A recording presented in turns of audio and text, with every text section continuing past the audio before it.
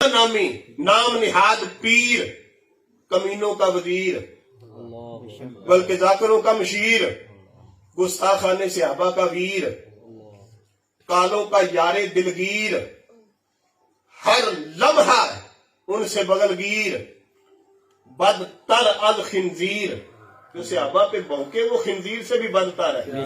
ये जुर्रत तो जानवरों को भी नहीं होती। बदतर अल खिंजीर, जिसकी रहाइश है अलीपुर चट्ठा, राफदी कालों के साथ प्रोग्राम था उसका इकट्ठा, शान सिद्दीक में कर रहा था वो ठट्ठा, और मतमा नजर था रियालों का गट्ठा। गुस्ताखियों से वो माल कर रहा था इकट्ठा, बन गया राफदियों के लिए वो पालतू पट्ठा। हालांकि सुन्नी लंगर से फूला फला था वो कट्टा, रियाल वीजे के लिए वो जानिबे तशय्यो नट्ठा, बन गया जाकिरीन के इस्तिंजे का बट्टा। अब हम खोलेंगे उसका कट्ठा चट्ठा। सर पे टोपी ना दस्तार और जिस्म पे पहना हुआ था लट्ठा, और आगे हम कहते हैं खबास्तों में पीर जरा हो जा मट्ठा, वरना बैठ जाएगा फिर तेरा पट्ठा। कमीनों में नंबर है उसका छठा।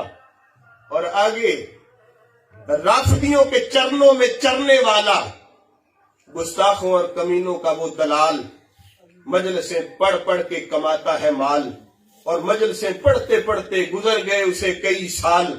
राफदियों के लिए बना हुआ है वो डाल, गुस्ताखाना अंदाज और काले कमीनों जैसी उसकी चाल, गुस्ताखियों के बिछा रहा है जाल, और अपने आप को कहता है नबी की आल। क्या नबी की आल भी ऐसी होती है? नबी की आल वो है जो अहले बैत का भी दिफा करे, सहाबा का भी दिफा करे। गुस्ताखियों के बिछा रहा है जाल, और अपने आप को कहता है नबी की आल। हराम खा रहा है गोश्त रोटी दाल, और सांड से मोटी हो गई उसकी खाल। हराम खा रहा है गोश्त रोटी दाल, और सांड से मोटी हो गई उसकी खाल। शर्म नहीं आई हालांकि सफेद हो चुके हैं अब तो बाल।